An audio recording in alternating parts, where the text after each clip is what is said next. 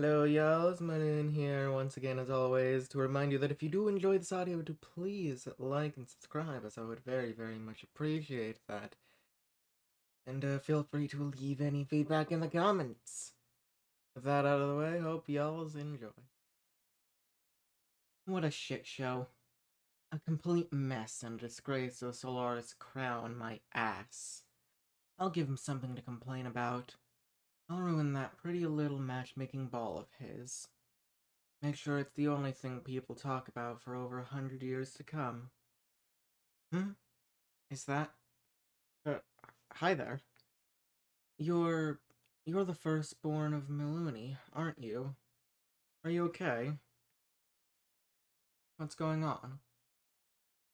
The matchmaker gave you a 3? You were absolutely perfect down there. Elegant clothes, a beautiful smile, perfect mannerisms. You're the definition of a perfect score. Why the hell would he give you a 3?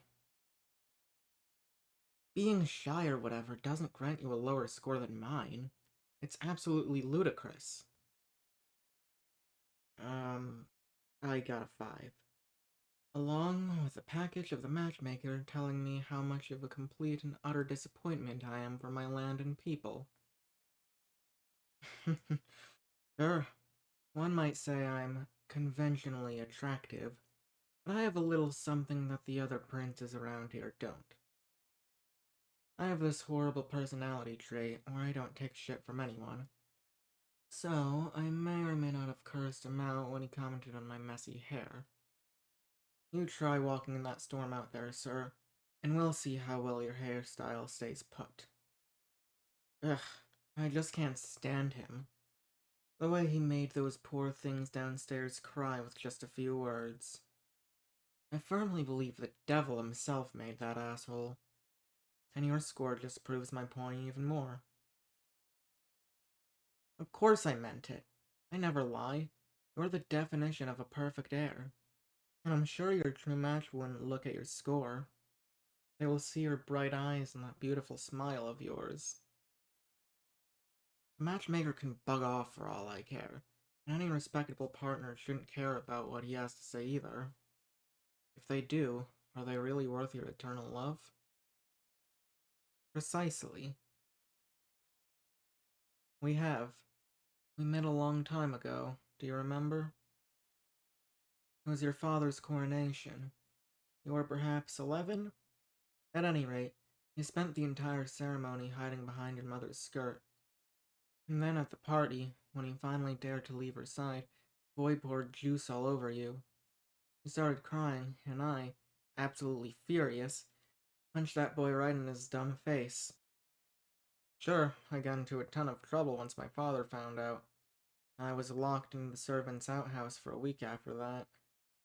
But damn did it feel nice to teach that boy a lesson. We hid in the garden for maybe an hour or so, fully convinced that no one would find us. So you do remember me. Well, of course I recognized you. How could one forget a face like yours? Aw, come on. I didn't mean it like that. I meant... I meant that even after all this time, I still see your face when I close my eyes at night. I remember your dimples, your bright eyes. I remember your red and runny nose, because you were still crying after I had punched him. Even though you smiled, I remember how your hands were shaking because you were convinced this incident had ruined your father's coronation. And while we sat in the garden, I held him the entire time. I remember how in just about an hour I managed to fall for you. And for some stupid reason, I never got over it, no matter how hard I tried. Huh? I'm sorry, can you say that again? I believe I must have misheard you. No, not that. The thing you said afterwards. Um, oh my. Are you sure? You barely know me. We spent time together years ago and then never saw each other again until now, where we have just been conversing for a few minutes. You can't be serious. There are many princes downstairs much better suited to be your partner than I. Well, for starters, I sound worse than a sailor. I don't intend on changing for anyone, just to fit a role. That 11-year-old boy who punched that kid hasn't changed one bit and won't comply with society's expectations just because it's the proper thing to do. I would just bring your name down. I firmly believe you should give this a second thought. You could most certainly get anyone you please. Don't settle for just anyone. Of course I do.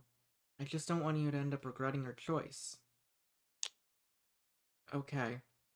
If you are truly sure you wish to spend the rest of your days with me, then I won't leave you. Excuse me? You wish to ruin the ball? Oh, I see. You overheard me before. Well, I suppose two of the most disappointing royals being the first to get engaged would be a slap in the face for that asshole. And to add to his frustrations, we're matching tonight. We're both wearing blue. It's almost as if fate decided we should ruin the matchmaking ball. But I still have one more idea that will truly make this ball memorable. Oh, you'll see, sweetheart. Take it as my engagement gift to you. Now, dry those tears and let's walk back down. Together.